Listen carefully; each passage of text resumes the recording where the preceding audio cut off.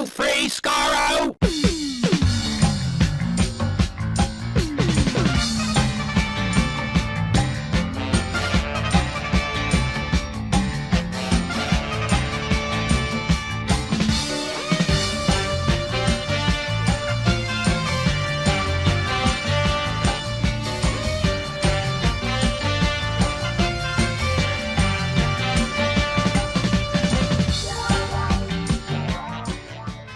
Hello, everyone. Welcome to Radio Free Skaro, episode number 963.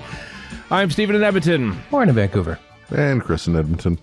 Officially past the halfway point of Doctor Who season 1. We are officially We're six episodes in. There we go. Glass half full. We are We're officially two-thirds through. Yeah, that's true. We're into June. Happy Pride Month.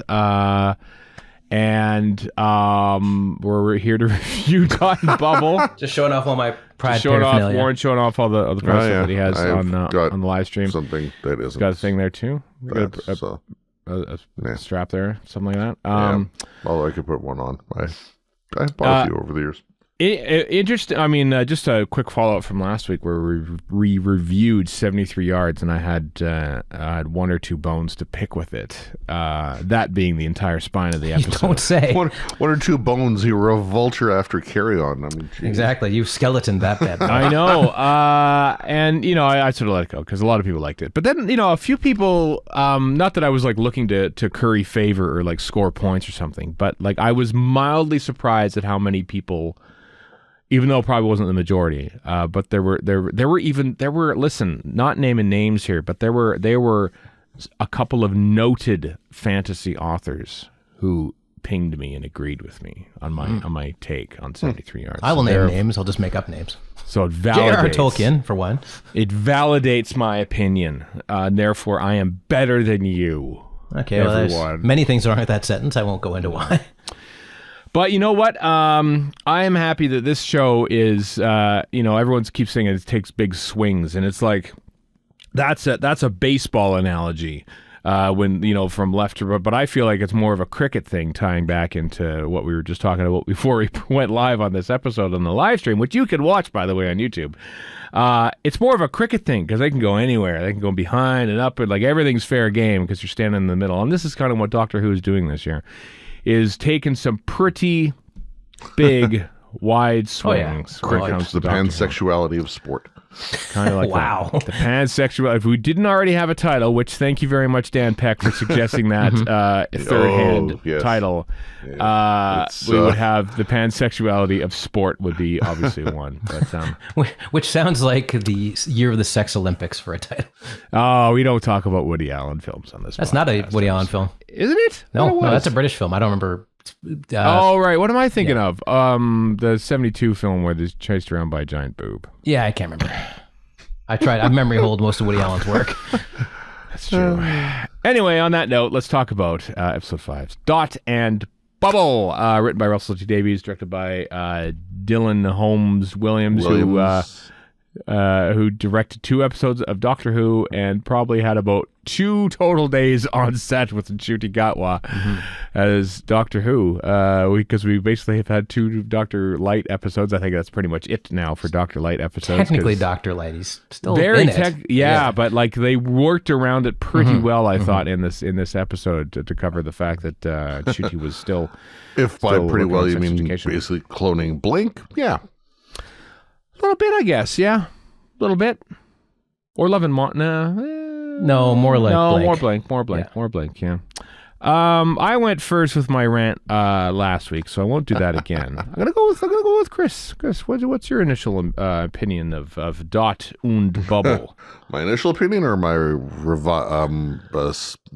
solidified opinion? I don't even know if I have one of those. I know, because I think, yeah. I mean, we'll talk about that. I had no idea what to think about it. Like, really? I had no idea like what I thought of it, or if I liked it, or if it had carried any consequence or anything whatsoever. Right. After watching it the first time, after watching it the second time, I don't know if I like it. I don't know if it carried any consequence or not. Right. It seems that in such a short season, I don't know. It seems kind of throwaway.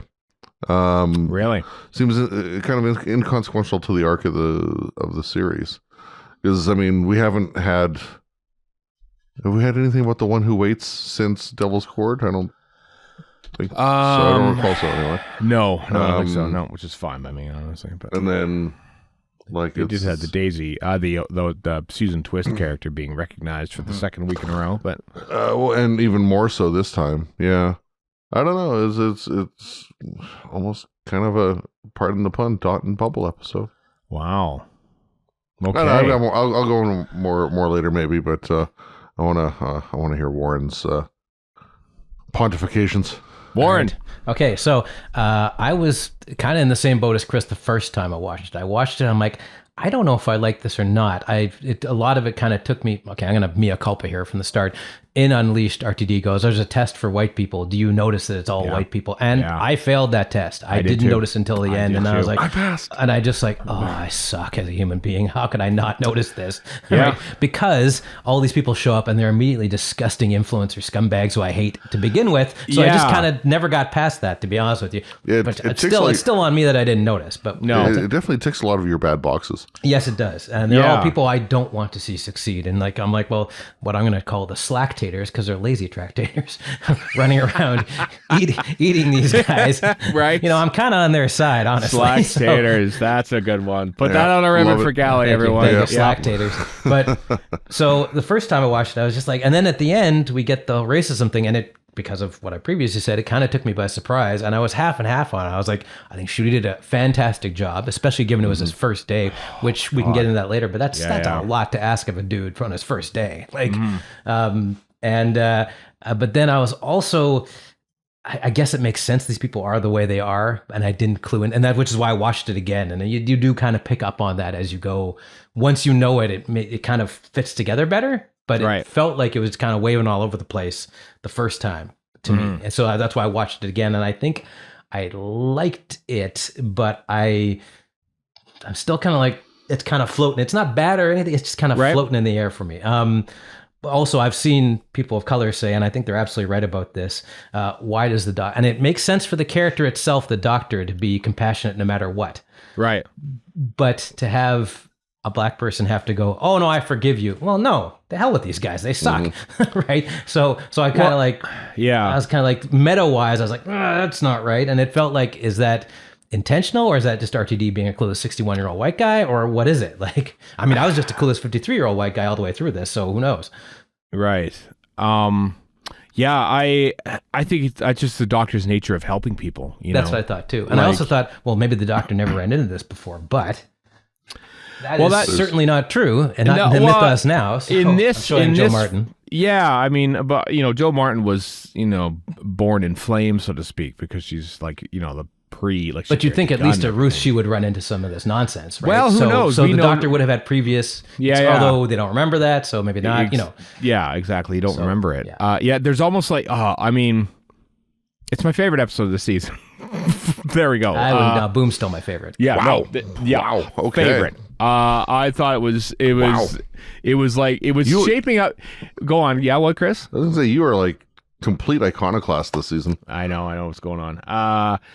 Like Warren, I admit I was like, I didn't really notice that all these people were white, because their whole look, the whole look of the thing, they're all wearing the pastels. Like every single person has got this. Like there's also like some. I'm not like saying this, defending my lack of noticing. But like even their makeup and their clothes are all like the exact overdone same. Clowny kind of thing. Yeah. Yeah. And regardless of gender as well. Which I think was kind of like done to disguise the fact that everyone was white, or emphasize it. I mean, emphasize it well. It's easier for us to say that, but if you're not white, you probably did notice it a whole lot earlier. Yeah, and it was only when that moment where Lindy says that his actual name starts with the C. And I was like, oh my god. Well, and I was thinking about that. I'm like, is is September one of the good ones? But no, he was raised under this system, which is clearly terrible. So he's probably slightly better than the rest of them, but not great. I like that. Well, He's he the turns one off. He turns off his bubble after he does his thing and goes and reads books. But I don't think that's a get out of jail free card. If we knew more about this guy, we'd probably find out some stuff we didn't like. He uses dot and bubble exactly like I use Instagram, and just go there, Same here, and post my thing, and then I'm out. Hit and run. I don't want to do it. And then, as you say, even before I watched the Unleashed, did I notice just based on the outfits that was, hey, wait a minute, that's press launch day. That's day one of shooting, because they unveiled their costumes, and that was exactly what they were wearing on that first day. And then I realized, oh my God, like that's his first day. Yeah. That reaction and that performance. That wordless reaction where he starts laughing and then just gets down and just like almost swears and like spits and everything that is. Oh, he's great. It was fantastic. One. Mm-hmm. And I know that people are like, oh, how dare they put him through that. So Chris is like just playing with reactions to completely undermine our talk about racism. To put him through that, I mean, Russell T Davies even talked about it on Unleashed. Like, do we drop this on him on day one? Mm-hmm. By the way, we have to react. Do we reschedule? Do we? Yeah. But, it is. I mean, it's unfair for anyone to have to put an actor through that, but. It's also like, I'm just thinking logistically, like these 2 episodes that Dylan Holmes Williams directed, he had one day with Ncuti Gatwa while he was shooting Sex Education for 73 yards on location. And he had basically 1, maybe 2 days for this, because all of his lines are him reading it off an auto cue.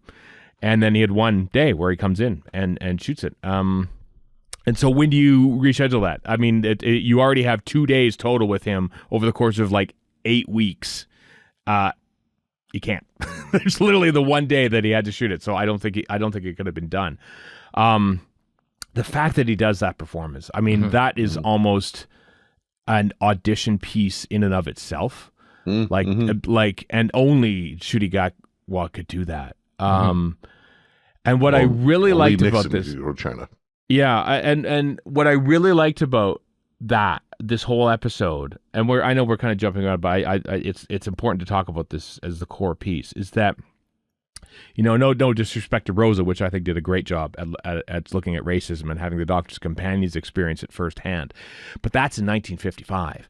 This is a future which looks like a sort of utopia. Everyone's all happy and free, and they only have to work for 2 hours a day, and they get to have friends and everything like this, and racism is still front and center. Well, like most utopias, it's founded on somebody else doing all the work. Yeah, exactly. And that's what I liked about it. It wasn't like if you could have had the Doctor go into the past and have that experience, and we wouldn't have been surprised. It would have been disappointing, obviously, but the fact that it happens in the future in a place that looks like it's, you would think that we would have gotten past that. And I like how it's not as blatant as you could get away with in the past. Like, there's a couple lines that they go, well, I blocked you. I thought you were somebody different, but maybe you just looked alike. And I thought, oh, wow, I didn't recognize that on first watch, but I did in the second one. Yeah, same here. Yeah. He shows up again, and her first instinct is to call the police, which is another one, and the line's busy and everything like that. Like just little subtle things that are moved in there, and then when they get to the tunnel, and she just kind of avoids the 2 of them. And like on the first watch, I didn't really notice that either, because she was just gone through some crazy traumatic stuff and just killed a guy. But then the second one, I'm like, oh, okay, yeah, all right, yeah, and and even when they're both on screen, most of the times this is great direction and acting about how she's mostly just looking at Ruby. When they're both there, I'm like, oh, I can't believe you're in the same room together. Like, why would you be that scene where he just pops in next door? Yeah, that was great. I know, but like, why? And Erica pointed this out to me when we watched it. It's like, now she gets it. Like, when you're in, why would you be in the same room? It's just like, yeah. But at first, you don't. Well, at least I didn't. Yeah, it's said a lot. It made me think. And now, are we giving RTD too much credit here? No, I don't think so. No. You draw a comparison to Rosa, which is not unfair, Right. And I mean, Rosa obviously hits you over the head with it, and that's not not in a bad way. No. Just because it's something. Yeah, there's no way around that. Yeah, and it's a person that most people are going to be familiar with. Maybe not all the details, but at least the broad strokes. Mm-hmm. Whereas this is just that slow burn, and the impact of it, I think, is that much more powerful as a result. Especially when you finally put two and two together, I was like, oh, yeah. Like they all seem like they're well-meaning. You know, we're gonna live as pioneers. Plenty of like good white all, folk do. Yeah, quotes. like it all seems like harmless, and it all seems like kind of like Lego Movie-ish. At the beginning, like when Emmett in the Lego Movie wakes up and he's all part of this and everything's happy-go-lucky music and everything is $30 awesome. for coffee. Yeah, like it just has that kind of feeling to it. Like this is what this episode's going to be, and then it is the heart of it. Everyone is like awful. Truly awful, repulsive. Truly awful people that you kind of want to buy into. I had to joke at Beth Axford on Twitter a couple days ago. Tweeted out like, "Oh, Lindy, I will be your friend," and all this and stuff. Having seen the things, and then she quote tweeted it this morning. Says, "I take it all back. I was wrong." You know, lure it in. Just to jump at the end, the guy with the long hair and the toque, whose name escapes me. They all had very Toast of London names. The minute I saw him, I'm like, and he says all the stuff he says. I'm like, oh, not only are you a racist and a colonizer, but you also look like you play hacky sack and have an electric unicycle. I hate you for a number of reasons. Yeah. A lot of things to hate. So yeah, this is your kryptonite with your person kryptonite, Warren. Yeah, because I'm not a fan of influencers. Was of course part of the, now when I was thinking about this, I was thinking, okay, well, first of all, Homeworld, otherwise known as Racism Prime, is full of people who said, let's get rid of our useless rich kid fail son and daughters and put them on this planet. Yeah. But where did they get all this from? Clearly, and that planet got destroyed by the slugs too. So probably for the same reason, right? Although I had a friend of mine point out to me, these dots didn't do this for good reasons. They did it because they were annoyed at these people, which is a good reason, by the way. but there was a point to all this, which was that when we cap on, like, I understand why he was capping on 17 to 27 year olds and kids being in their bubble, but I mean that is not restricted to teenagers or kids or whatever. Like, how many boomers or Gen X for that matter got their minds boiled by Facebook in the last general election in the States or in Canada? You see it all. Like, I don't see most of this because I muted all of it, but it's definitely there. Yeah, you muted it, Warren. I've created my own bubble because I don't want to see a bunch of idiots yelling about Trudeau. Like, you slid them. I know. Of course I did, because why would I put up with that? Why would when I hear people go, you just need to make friends with people who are fans of Trump. I'm like, no, I don't. I absolutely do not need to do that. Why would I do that to myself? Right. I know. Not to say that, on both sides, this thing, but like, we all make our own bubbles. Yeah. So he's got a point there, but also I didn't really need to say anything but old people. I just want to put that in there, that particular generation gets a lot of flack, and for good reason, but so do all the other generations should get the same flack. Yeah. One thing I'm curious about that I don't think was shown. I want to know how many followers Lindy had. Did they show? I don't remember. They didn't. Because you see everyone else, right? And you see, X number of followers and whatever. Yeah. And what's his name? Gothic Paul. Gothic Paul. Gothic Paul has like some small, tiny number relative to most of the people. So how did Lindy and him, become friends, whatever? But there's when Lindy's like the chapping scene, for example, right? Just the sycophantic reactions that people have to what Lindy is saying makes me wonder how big of an influencer she is meant to be, like relative to just others. Go on LinkedIn. You will see that on LinkedIn all the time, no matter how big the influence. What an amazing deal you just made. It's something. I have to go on LinkedIn for work, and it's in some ways one of the worst. Because I mean, what's his face? I can't think of the guy's name. September. Ricky September. Ricky Coombs, September. originally. Ricky September. Yeah, Ricky Coombs. Because it's like, for him it says like top 0.01% Yeah. star. It says everyone, doesn't it? Star Yeah. in Yeah. every followers, everyone or everybody. Also, this guy is Yeah. not 27. I just want to put that out there right now. I know. I mean, Luke Perry, 27, maybe. Yeah, that's exactly what I thought. My face, my beautiful face. Well, I like that. Like the makeup that he has on his actual like profile is on Dot and Bubble is different than when we actually see him in real life, and he's actually done, like he's the least worst. makes- I mean, we don't find out if he would have been accepting of the doubt doctor. I mean, doubt the whole society is terrible. quite awful that you're cheering for the slack taters to do their worst. Well, on and this when they go out society. and tame the wilderness, like old Hacky Sack says, they're not going to tame anything. They're going to die, which is great. Yeah. Yep. They probably think that it's just going to be like just a big glamping weekend or something like this. And Well, yeah. surprise! It's like the end got of my Return of the juke King. on. I'm ready to go. I'm an outdoorsman now. Yeah. Yeah, it's like the end of Return of the King. They're just going off to die. Wow. But I like those characters, not these ones. Yeah. Yeah. Just because it was brought up by Kitty Beth in the chat here. For the homeworld stuff. So the kids go away. Stephen, you mentioned the B arc. My first reaction was Paradise Towers. Me too. Yeah.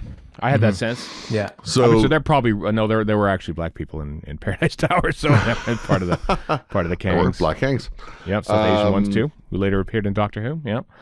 But so because it's never really explained, and at the end of the day, I don't know how much it greatly, if it greatly matters or not. But what were your thoughts on why the slugs were there and wiped everybody out, or why the kids were sent off, or why it was just some kids, like obviously just the rich ones, but like where did your minds go for that aspect? At first, I thought to myself, well, why would you engineer these when you just kill people? Like, because the Dot did kill somebody, and they could just, why bother? But then in our messages here, Madeline K pointed out, I think these are the original, creatures on the planet, and presumably on Prime too, because there's one of them in the screen there, and they just took advantage of these creatures being there. So there's maybe that's part of it. Maybe it was just the Dots were being sneaky, and then they're like, out of hell with it, let's just plunge ourselves in these guys' brains. I can see that. I don't know how they would manage it, but I guess I could see the Dots have creating or engineering the slugs. I do like how the doctor goes, now I don't want to be rude, but you are all annoying, which is absolutely true. Yeah. My brain went to them being like literal technology bugs. And I don't know if that's remotely correct. It's a feature, not a bug kind of technology bug is what you know. Yeah. I know. I mean, the fact that they do murder people alphabetically, which is, it kind of doesn't matter. They're kind of great. A monster MacGuffin or monster Guffin, if you will, but Chris has already been eaten in that case. Warren, you're probably next on the bill. Oh, F, I'm screwed. You might have I am sitting fine right now. Well, you just got to become a pop star who is moderately tolerable compared to the rest of the racists. Well, that's true. You should be okay. If I went by middle name, W, I'd be safe, so that's all right. Oh. Gore Vidal in the chat says, why did the doctor try to save just one person? That bugged me too. He's watching everyone dying. He's trying to save them all. I think everybody can come with me. I get the impression that, like, he finally managed to break into Lindy because he's outside of the bubble. He's just trying to get into someone. Okay, Lindy finally answers. But, like, how many people probably just slid him,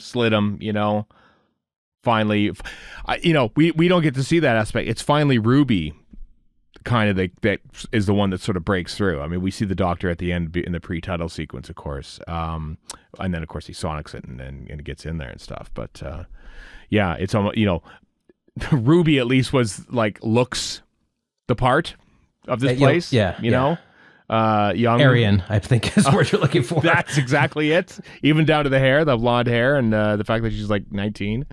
That she's the one. The twins. Or second viewing, the twins creep me out the most. I'm like, two Aryan twins. Yeah, I know. Which is unfair to twins, by the way. It is a little bit, I suppose, but yeah.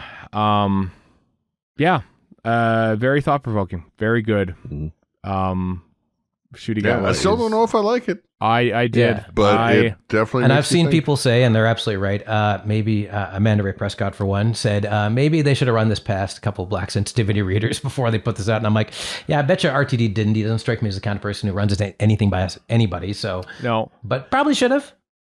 probably. Yeah, and I mean, if you look at like Bad Wolf Team, for example, so Joel Collins, Phil Collinson, Russell T. Davis, Yeah, Julie it's pretty. Gardner, It's pretty. Jane Tranter, they are It's all a lot like this screen, middle-aged white people. except more There's a- talent. Yeah, I mean, as much as we see a lot of the creative team on Doctor Who Unleashed. Sure, the people on the crew and stuff are a lot of very diverse backgrounds and everything like that. But the people making the show are certainly still, well-meaning. Let's say it, white people, but still, like there's a layer of unfamiliarity that you will just naturally have. And that wasn't any different with previous, like Chibnall No. tried a little harder. Well, not tried a little Chibnall- hard, but tried. Let's put it that Chibnall, way. I think, Chibnall still, I think, is the one thing that we can say lots of things about Chibnall bringing to Doctor Who, but like the diversity behind the screen is one thing that he do that more than really stretched the boundaries RTD1 and on. Moffat, yeah.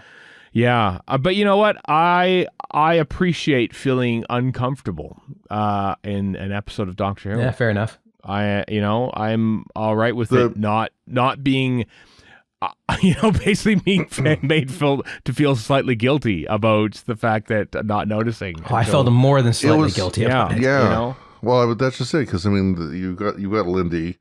She's the first person you see, and you're following her around and her interactions and whatever. She's the protagonist. Generally speaking, the protagonist is the one you're supposed to like and root You're for meant and to all like that her. kind of stuff. Yeah, you're meant to like her. And then by the end of it, the rug gets pulled out from under the feet, and it's like, holy. Yeah, it's done well because it's made to look like she's Done very well. She's bright and, no pun intended, bubbly, and and we can see that lots of people like her, and everyone looks happy and stuff, and sure we can see that they're in this weird world where she can't even walk without getting directions from the bubble. I mean, this happened to real life. There was a woman who was like one of the first women pilots in the 30s, Right. and she was like one of America's sweethearts. She was also pro-Nazi and an absolute monster, and dropped leaflets on the White House, against whoever was in there at the time. I don't remember. So this is something that just happens where they're lovely and sunny and also terrible. Yeah, because they don't have. I mean, it just. There are aspects in their world that they're just not part of their lives, and so they don't have to deal with them. And so it's often like, when you go into a group of people like this, like you just never expect them to be racist, probably because you just think they're just cute and bubbly, but they just have no sensitivity or sensibility to anything which is not outside letting of them their off the bubble. hook, I want to point out. Yeah, I think the sheer superficiality of everything, everything that's talked about in the bubble, just is that much more of a mask. yeah. I was like, I would last 5 minutes in this bubble. I would not do well. Yeah, like it's oh man, it takes me back to when I moved out of my apartment several years ago, and the landlady was an older lady, and I could sense it was, she was didn't suffer fools, but she liked me and I liked her, and we got along well. And then when I finally moved out, she's like, I wanted to move downtown. And sort of having a chat with her. He says, oh, if you're doing our best to keep this, have a nice apartment building, making it just white people. What? Like on, literally the last day that I knew her in my life. And she just, and like, I never sensed that. And on that bombshell. But it's like, it was there. She never publicly said it to anyone, like it was, but that's the low key thing, the thread that was just carrying her along in life. My version of this and sorry, go ahead, Chris. Yeah. And when you thought back on prior interactions, did she didn't hide it, but she didn't show it, but it was mostly like, can I get some change for the laundry? Like, it's not like we had a lot of conversations. Also superficial. Okay. But superficial conversations that a tenant and a landlord would have, or landlady would have. And then you think back and think, and then you think, come to think of it, no one in the building was Which is anything but illegal, white. by the way, on top of immoral. Yeah, I mean it's changed since then, but and then you think back like, oh my God, yeah, that's right. Like I have been living in this place for 3 or 4 years, or how? No, it's more than that, like 10, More than 10 that. years, and you think that, oh my God, like I did not realize living in this bubble that I have been living in. Not really wanting to know the neighbors. Let's face it. I mean, to this day, I don't really want to know the neighbors I either. understand that in the impulse current only too place, well. you know what it's like. I have a cute dog that lives down the hall. That's Yeah. it. That's all I want to know. Just not thinking about it until you find that seed, and then you start going back and think, wait a damn second. There's probably a lot of perfectly great people that probably were turned away Oh yeah, absolutely. from this place that I would never know about because I've just happily living in this apartment building on my own. So my version of this story is I was at a work event years ago. This person has long since retired, so I'm not going to name names here, but his wife was talking to us and she's like, oh yeah, I used to live in Vancouver till it changed. I'm like, well, I think I know where this is going. Yeah. So I'm going to start pressing on this. And so I did in as gentle a way as possible because I want to keep my job. She wasn't anybody I worked with. She was just associated with the thing I was at. And she's like, well, all the people from Hong Kong moved in. So I made a point of telling her, oh yeah, all my friends Right. that I moved out to Vancouver at the same time are from Hong Kong. They all lived in Edmonton with me. So I just wanted to let her know that without, outright calling her out because I Right. would make a scene of the thing I had to make money at. But Yeah. but I was like, well, I'm going to call her out anyway at some point, somehow, subtly. But the same thing. It's like this perfectly nice 60-something-year-old woman who's just like, oh, by the way, I hate Asian people. I'm like, oh, great, wonderful. Yeah. I'm just going to tell you why I don't. Yeah. Not that I So- should have to. What I mean to say that even these kids, these 17 to 27-year-olds who live in a bubble, are With nothing pushing against them. nothing pushing against them, and they come from a world where probably this exact thing, I experienced it with people in their 60s 20 years ago, and so like this is just a low key thread that's just like that. It never threatens them, so they never talk about it. But then when it does threaten them, that's when they wait. No, well, you're not one of us. God, it was shocking.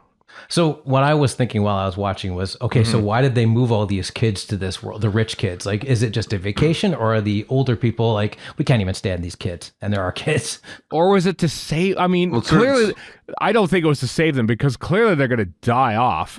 Yeah, because yeah. they useless. they haven't even hugged, so they're not exactly more- going to procreate the species here. Definitely not vacation because they're working, so of course not. Yeah, But for 2 hours a day. even still, Yeah. 2 long hours a day. Data entry. Yeah. But the more I think about it, the more I like the notion of it being the B arc. Yeah. Just getting rid of the fluff. Summer kids, basically. Summer camp. Yeah. In some ways, yeah. Yeah. Planet fail, they should call it. Yeah. Not that it feels kind of trivial to talk about other aspects of the thing, like, oh, what did you think of the direction on this? Which I thought was great. There was I think the one shot- VFX was was great. fantastic. Yeah. I'd like to put Yeah. that out there. Like, they did a really good job of like the bubble thing itself. And I know. Yeah. Just to direction one shot I'll put out there that I really really liked was Oh, what if with it's the, the same one with I the wanna talk about? camera at the bottom of the stairwell as they're going down, and Oh, it's a you're different just one. tracking as they go down the Oh, stairwell. it's a good one. The one that I liked, because you so rarely see these anymore, and I wish you would, is when Lindy walks in and there are 4 slack taters Thank you, on the thank street. you. And nowadays, there'd be a camera and it would physically pull back, but he zooms out, and I loved it. You never see zooms anymore, and it's just a slow zoom out to see that there are 4 by her, and I'm so glad that it's very Kubrickian. Kubrick loved his zooms. Oh yes, he did. There's one in Eyes Wide Shut I absolutely love. Oh my, and they're so unique now that, I mean, if you've watched Michael Ferguson's directed Doctor Who, you've seen zooms everywhere. Well, the reason for that is that I remember watching stuff that came out after you got zooms in film, and I'm like, Yeah. oh, so this migrated to TV. So when you'd watch the Rockford Files, everything would be, here's the car, and we're zooming out to the traffic, because we can, right? Just we like can a crane, do it, right? and then this is, oh no, zooms are no good. Now we can dolly it because they And overdid like- it. Yeah, they overdid it, and now I feel like dolly shots are overdone. So just to have that old timey zoom, not a Jaws zoom, the dolly zoom thing, an actual proper slow zoom out. Perfect. Well done, Dylan Holmes Williams. That is fabulous. That was one of my favorite things of the whole episode when I saw that. But yeah, I thought they CG'd some of the motion and stuff for the Slactators, which was also good. It was good CG. Well, so much to the point. Well, it was good CG, but it was also I could tell that CG, and I thought, are these whole monsters CG? And then I watched Unleashed, and it says no. They actually made it they're spruced practical up, base, but they're actually spruced up as well. So, Yeah. which is the way you should be doing this stuff. Oh, Everything yeah. that works when it works. Yeah. Just absolutely. before things scroll past, a couple of comments I want to throw out there from the live stream chat. Right. Number one from Sir Neil Perryman. Words you never hear him say. No Republican. Best episode of Doctor Who in years. That is all. That's all. So pass the Neil litmus test. Nice. And then from Kurt Armbruster, for that toxic segment of fandom complaining that the show is too woke, this was another RTD Yes, it hold was. my beer Yeah. moment. Hell yeah. I do love it. Yeah, I do love it. And Madeline Kay also says, "Well done, Kelly Cook," in the lead role, basically. Yeah. And she makes a point in Unleashed of saying, "Hey, this is a role. I'd like to point out it's a role. By the way, it's a role." I know. Yeah. I know she's a actor, young but still an actor, professional actor, whatever. How much extra pressure is it on her for the extreme close-up aspect being so prominent and so prevalent in the Yeah. that's got to be harder, no? The camera's right there, literally right in her face the whole time. And that's a lot of work. Yeah. as Like an she's actor. she's a lot a of star pressure. of this episode. Yeah. Like what a curious start to, like, this is maybe before Church on Ruby Road. What a curious start to Doctor Who, where it's like, here's 3 months of David Tennant, and then they Shooty got shot his scenes for that, obviously, but then it says, okay, brand new season of Doctor Who, and we're doing this and 73 Yards, like 2 entirely almost Doctor-free episodes. What a curious thing for a show to start out on. I mean, that's I love Doctor Who, even if I was annoyed at last week's episode, but I still appreciated many elements of it. I adore where it can go and what it can do, and from week to week. And Stephen and I were talking about this offline a couple days ago about how Doctor Who is capable of, or actually Star Wars and Star Trek are both capable of doing this, but they keep mining the same old time period because they're scared of the future. Discovery arguably does not scare the future because it's set 1,000 years after everything else. Yeah. And that's Eventually. Eventually. Starfleet Academy, I guess, will continue doing that. But yeah. But generally speaking, those two big franchises, and I regard these as the big three. I might be wrong because I put Doctor Who in an outsized position, probably what it is. Yeah. But those two seem to be just terrified of doing anything new, and or being maybe an exception to that rule. I think the industry, it's you look at like Star Wars going back to High Republic days, apparently, 100 years Which before. I find interesting, but also... But still, something that's known. Jedi are known. Star Trek, Strange New Worlds is happening at the same time as the original series. Discovery started out there, eventually moved to the future. You're looking at, let's see, Rings of Power is coming back for season 2. That's a prequel to the Lord of the Rings.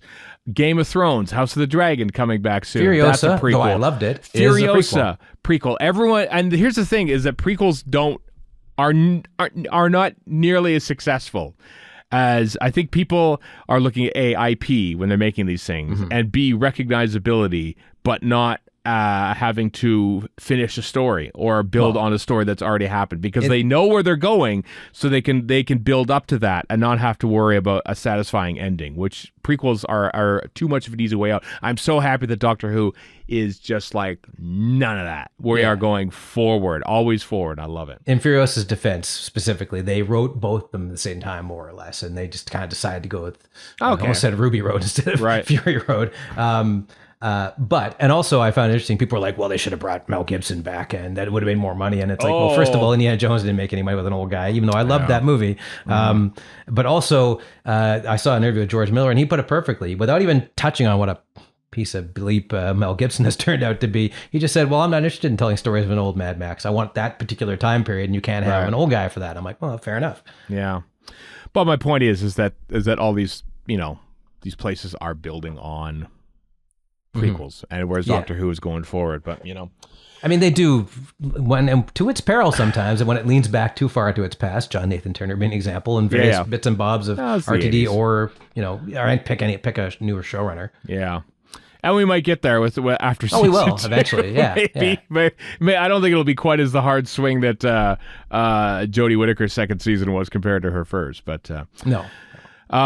Chris, did you take notes for this at all as talking points? This is I did. We've covered off a number of them already, but I can bring up the list here. Yeah, let's do it. Let's have fun. So I did enjoy Lindy not being able to walk without the bubble giving her guidance. that was funny. I know. It seemed almost a little too over the top for me, but I'm like, well, maybe not. She learns it fairly quickly after getting her hand held by Ricky September for a while. She does. Yeah. That was one fun thing I found interesting. Even though this guy is probably deep down a racist, he was all about consent, which was interesting. An interesting contrast. Yep. Yep.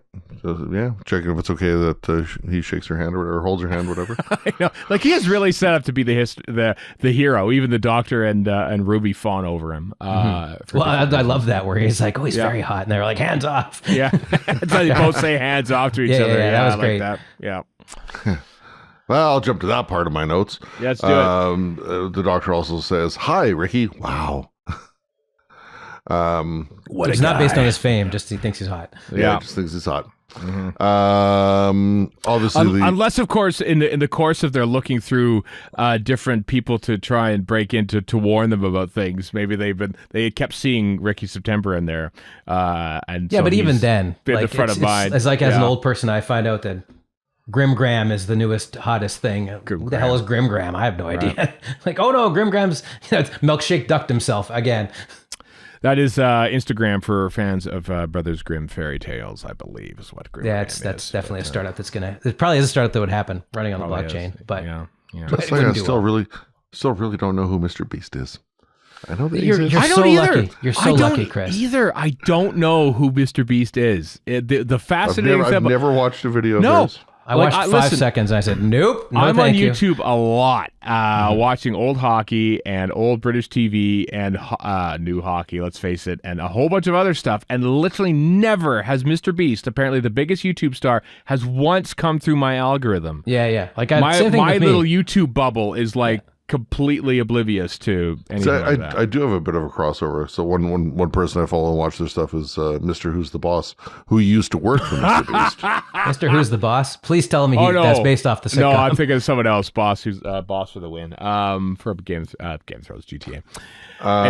Anyway, obviously the reasons behind the calls to the police are different, but when Lindy tries to phone the police and all the lines are busy, made me think of Gridlock.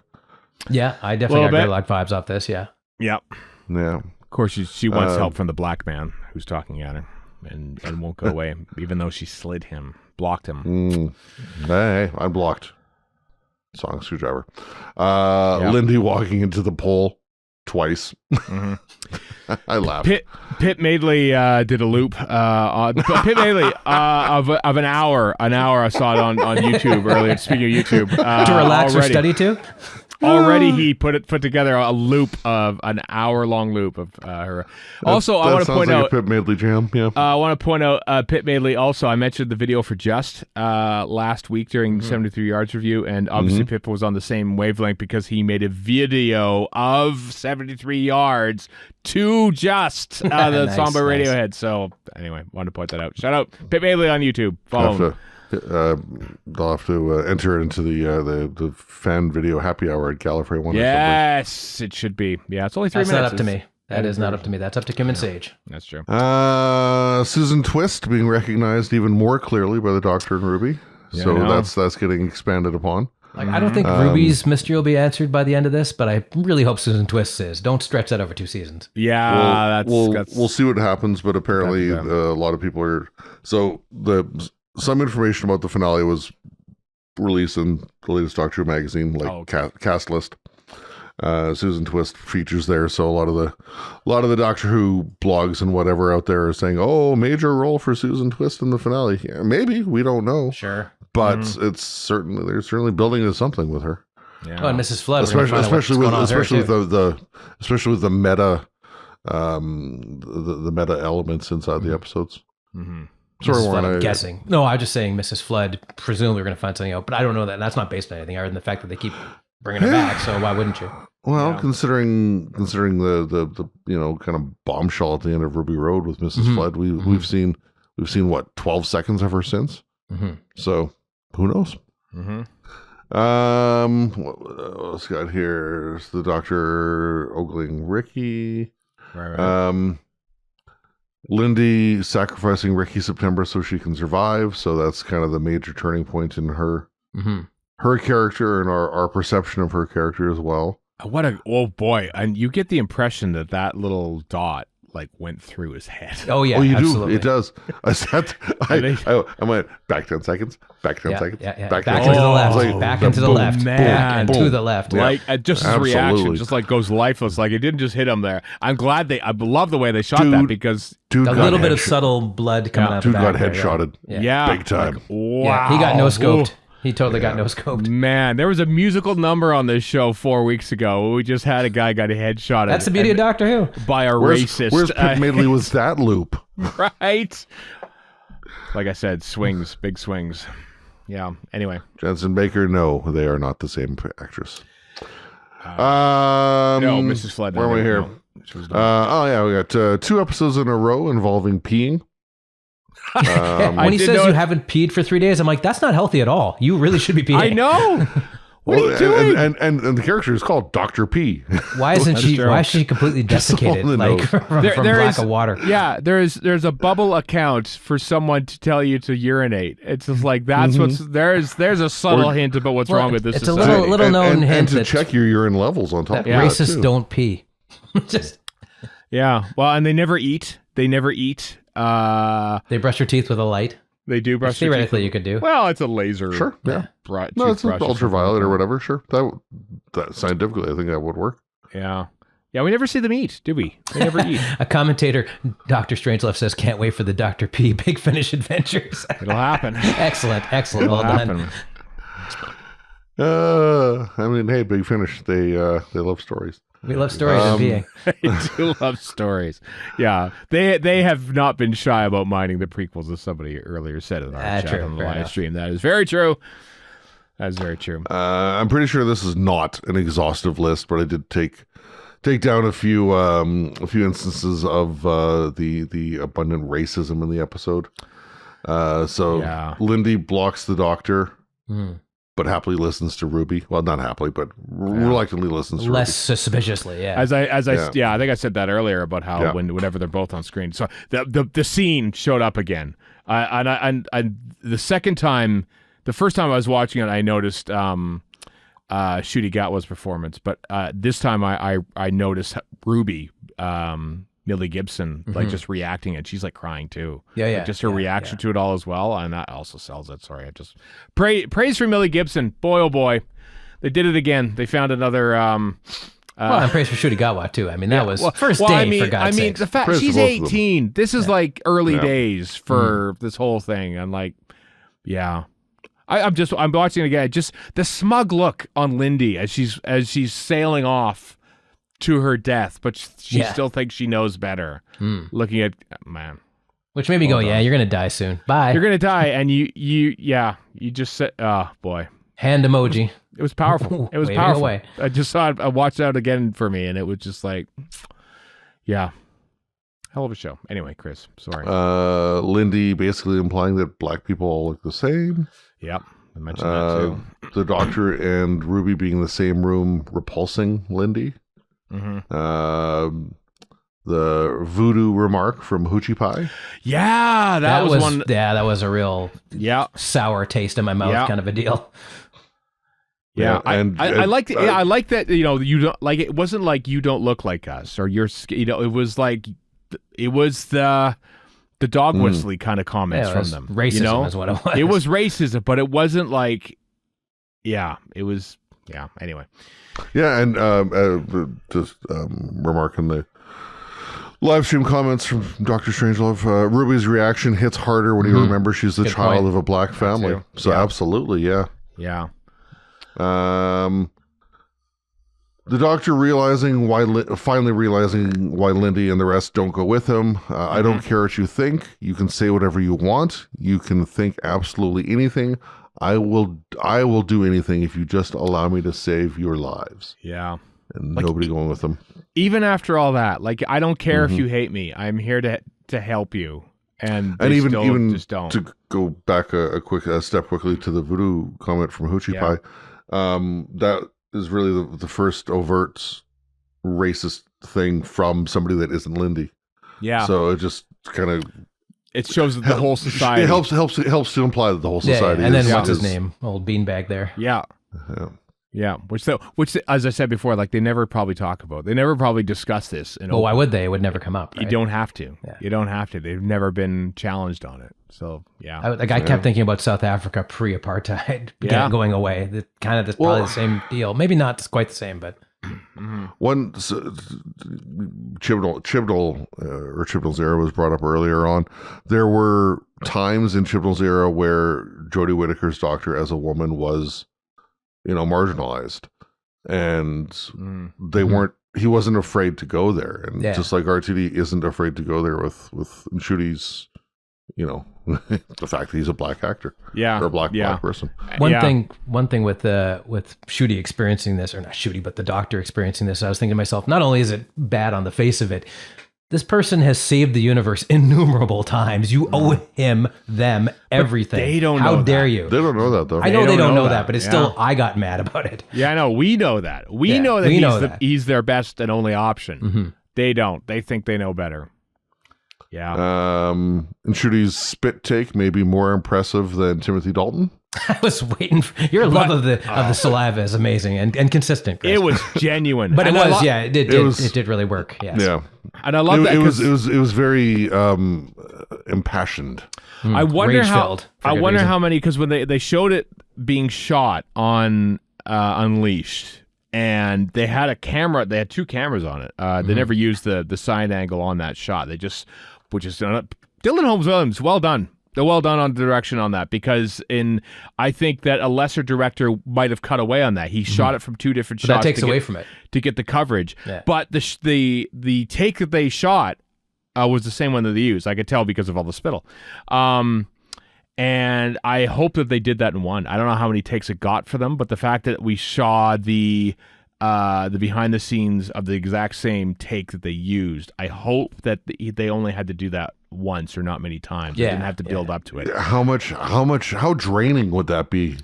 I don't know. We're the least qualified people to say all of that into that, because it's all like his rage, his disbelief, his anger, his whatever, and he starts laughing, he doubles over and basically starts crying, and that's a lot to wring your brain and body. Well, and as actor, he's got to draw is. probably on his own experiences too, which is doubly anguish filled, I would think. I know. I would, Russell T Davies said that he had to, like, one of the most complicated screen directions just to describe the bubble, like 4 paragraphs, which is rare for a script to have to do that. And then he eventually just resorted to drawing sketches of the bubble.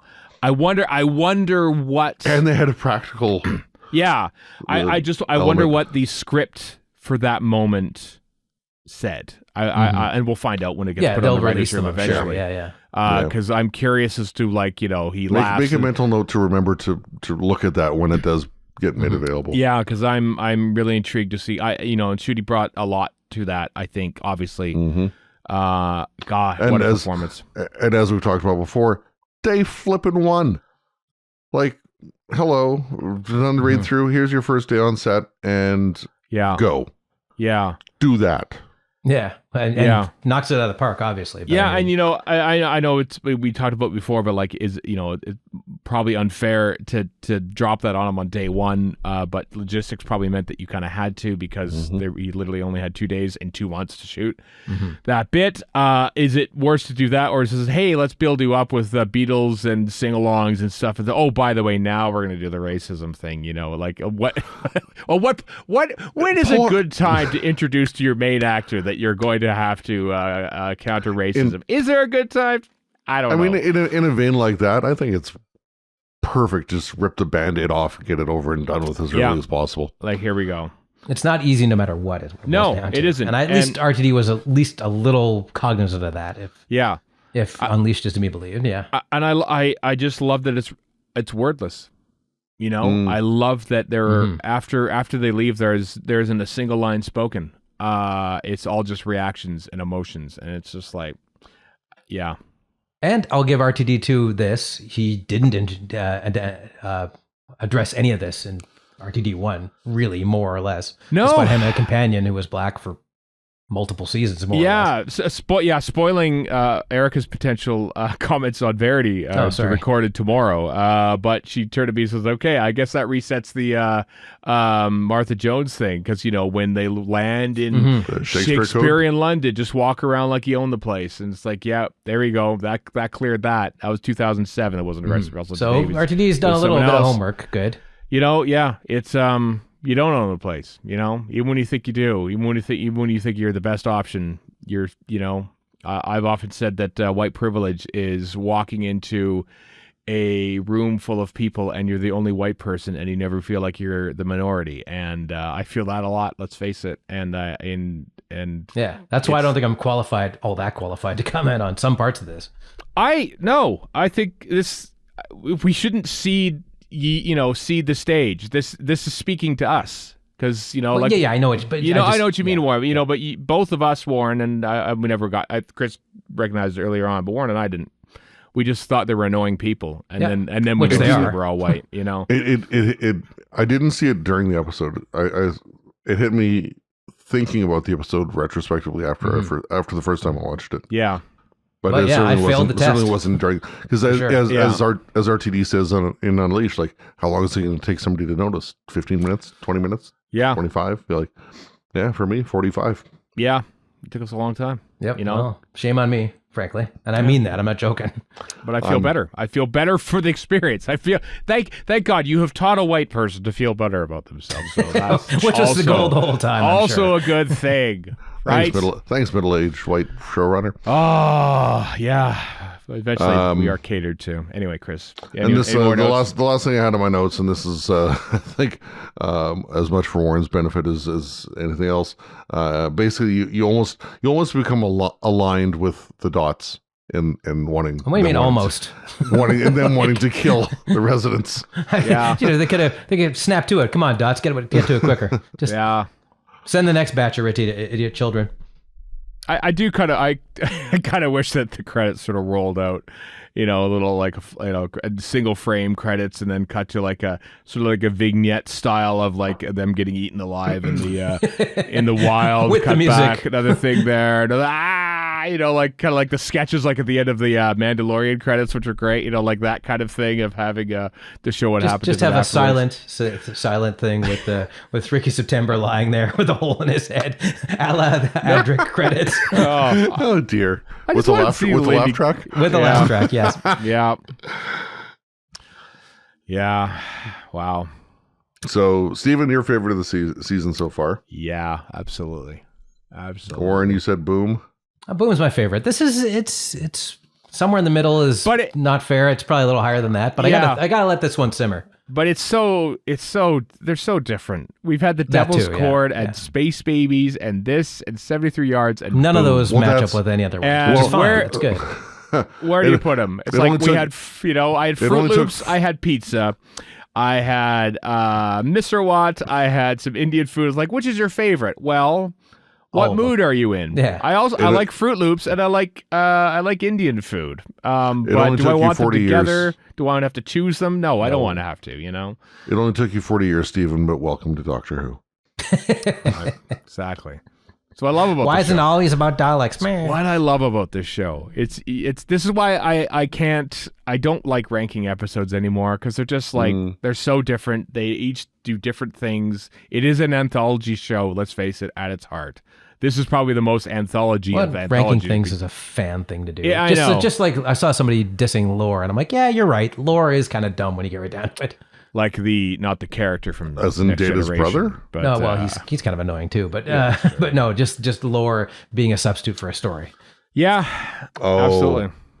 Which again, Doctor Who is guilty of sometimes, but not as often as the other ones. Not nearly as much as you would expect it to be for a 60-year-old show. Yeah, which could just rest on its laurels. And when it does to its peril.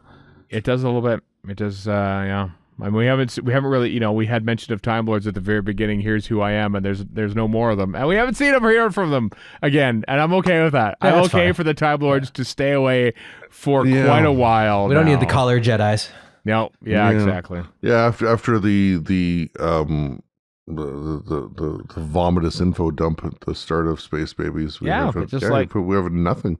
Here I am. This is Nothing it. since. Another thing I'd like to Madeline K says props to Murray Gold for that arrangement on the Doctor's theme in the final scene, which I didn't notice the first time, but I did notice the second time that it really, really works. That it's this triumphant theme that is then oppressive, so it was interesting. It was good. Well done, Murray Gold. I can't remember where. I think it was when she was walking the streets. I can't remember if it was before or after meeting Ricky September, but the only music that caught my attention was there's Lindy was walking down the street, and there's this kind of like a jaunty little tune that quickly turned like very, very dour and dark. And I just can't remember exactly where it was though. I don't know either. Do you have a favorite of the season, Chris? This for me, boom for Warren. You don't have to pick favorites. As we just went through a whole thing about not having to pick favorites, but you have to pick one. Yeah. Yes. So far. Well, we are fans after all. Yeah. Boom, I think would have to be my pick at this point. And that's my Moffat bias shining through too. So yeah, a little bit. I just think it was a little more solid, a little more complete of a story. Because as we talked about last week, 73 yards. There's a whole lot of stuff that does not get brought up, does not get answered. Yeah.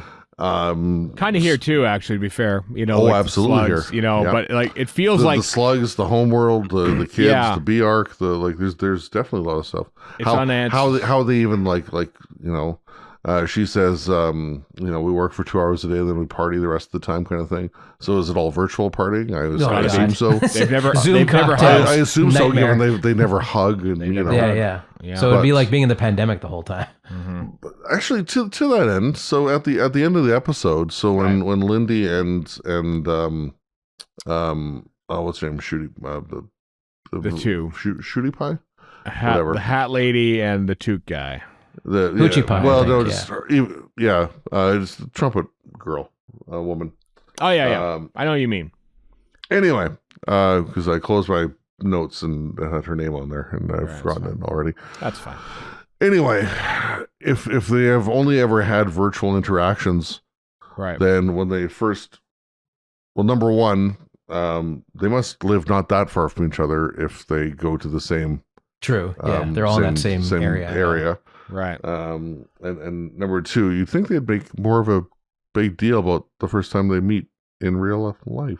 Well, they're also under a crisis. Yeah, I do like that. So this might be the best day of my life, and then Ricky September says, "Yeah, thousands of people are being eaten." Putting it into perspective, but she has no perspective. It's all bubble. Yeah, which is the point, I suppose. It's all bubble.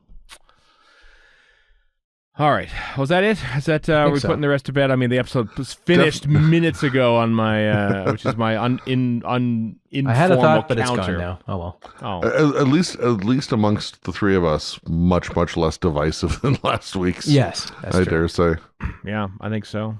You'll notice that we're not even doing stats anymore because stats are irrelevant. Let's face it. It's still. For I was right the whole time. Yeah, for the red tops in the UK, they're still trying to use it as a cudgel. To bow. Red tops, please explain, or maybe don't explain that term. Red tops, tabloids. I see. Okay, red, okay, yeah, gotcha. I call them red tops. Because anything to beat woke Doctor Who is going to be the thing to do. You see, so we're not even paying attention to it, so it does not matter. One thing I'll give YouTube's algorithm, I see very little after seeing a bunch of it of the woke Doctor Who idiot yelling.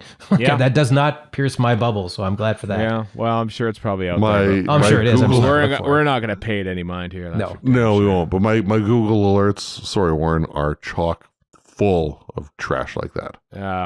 Yes, I know. A few of them leaked out to our text chain, and which I do not forgive you for. You don't have to. Pete Hewitt says Warren was right the whole time. I'm not sure what I was right about, but I'll take it. Yep, he will take it. Anything else before we move on to the rest of the Doctor Who news to talk about? You good? You all dot and bubbled out? I think we're good. Yeah. Yeah. Well, next week, Regency stuff. Yeah. We have a yes, Warren was right. I'm not. Yeah. I don't know about what. I mean, you know what? sure, but I agree with you. Warren was right. Warren was actually. right. Yeah, Yeah, Warren was I right. agree. maybe they're agreeing with my T-shirt. Good job, Warren. Good job, Warren, on being right. for Thank this you. one. Other thing. On to other news then. There is an Indiegogo for Go Figure, a visual guide to character options Doctor Who action dolls that launched earlier this week. It is already funded. That is not their official title, I'm sure, but I appreciate it. No, it is. Go Figure. A visual. That is literally what it is. No, not called. the action dollies, I'm sure. No, that has been added by us.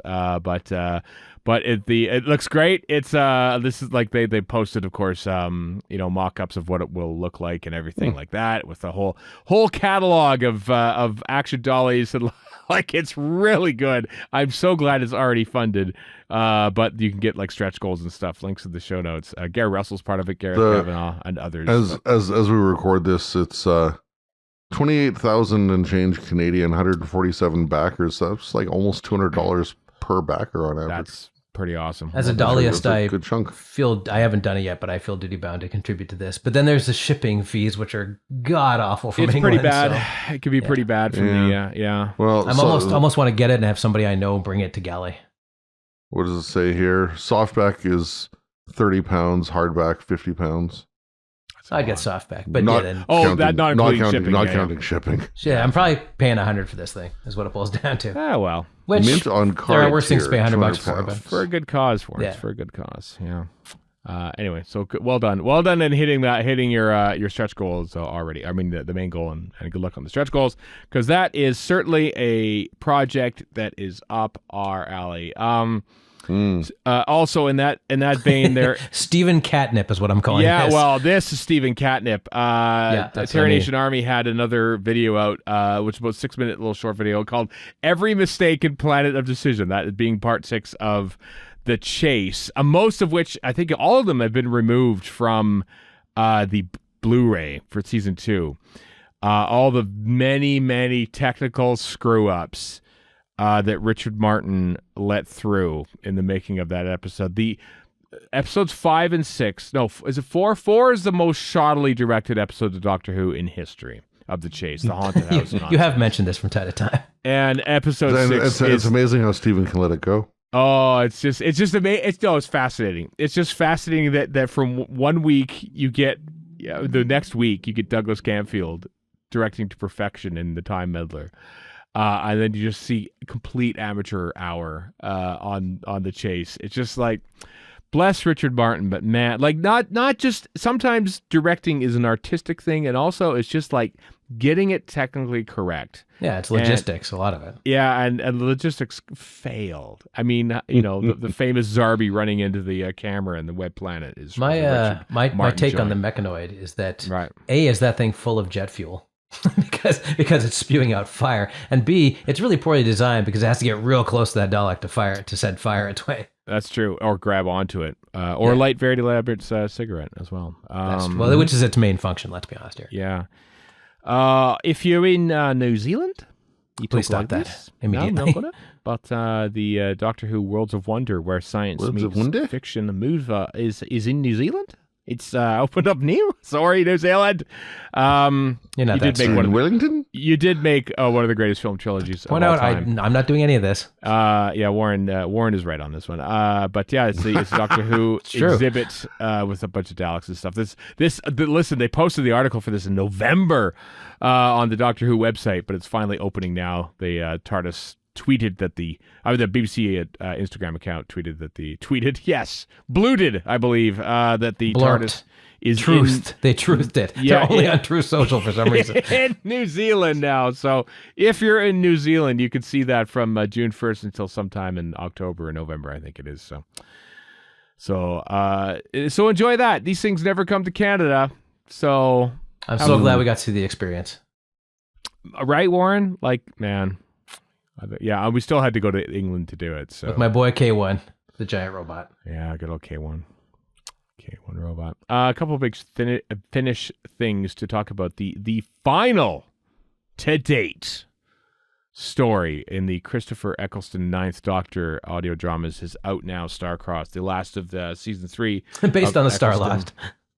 Star-Crossed, based on the novelization Of the Star Lost. parody of the Yes, Star by Lost. Ben Bova.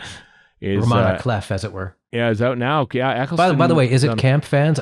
Tomorrow I'm recording an episode about the Star Lost for Is It Camp, which will come out on July 6th, I believe, and as a tribute to Canada Day because it's a Canadian TV show. So those many Star Lost fans amongst you, the two of me and Stephen right here, that's pretty much it. And I'm doing it.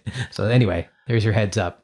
Coming out July 6th, so after the UK election and before the Trump sentencing. What a start to the month. The most important part of any of that, obviously. Right? Exactly. Also coming from Big Finish in August of 2024, The Trials of a Time Lord, Sixth Doctor Adventures coming as well. So there we go. That's some happening. proper Cybermen in the background there. Actual proper 80s Cybermen. Still the... You know what's funny? When they were with the bowl... the sort of the mock-up of the bubble. It was basically just a half bowl with squares painted on it. And Stefan Powell talked into it for briefly, and he sounded like David Banks. I thought, yeah, I want to talk into a bowl and sound like David Banks and Simon. Excellent, Doctor. That's the first thing I thought That's of. a pretty good David Banks. I may have said that before. Well, you know what? David Banks said that I had a good David Banks. So.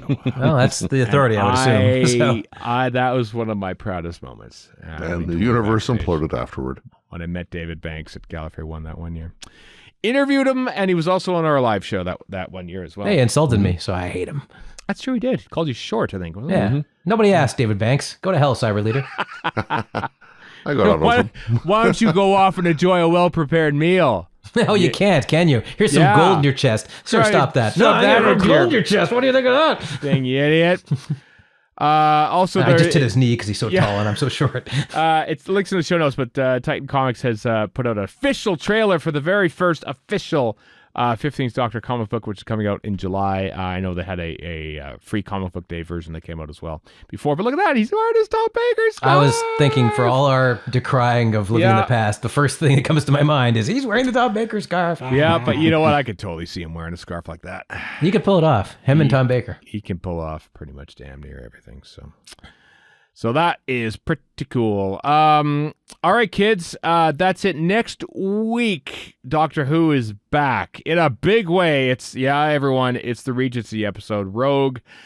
Join us for our live review at the same time, June 8th, 9 a.m. Pacific, noon Eastern, 5 p.m. in the UK time. I'm sorry, I don't know what time that is in Australia. 2 a.m. I think it is in Sydney at the very least. Once again, I hope there's no explanation for those costumes whatsoever, other than them being in the time period. They don't show any preparation. They just walk in one door, out the other. I love that they did that. Yeah, we'll see.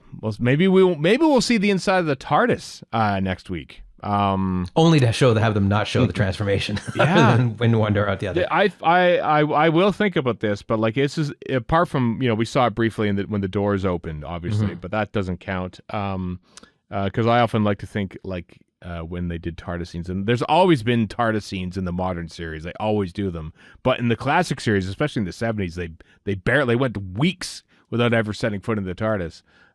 This is like one of the longest stretches in modern Who history. What could it mean? Probably nothing. What could it mean, Warren? Was the set? The set was built because they shot. And it wasn't deteriorating yet, like it was in the 80s.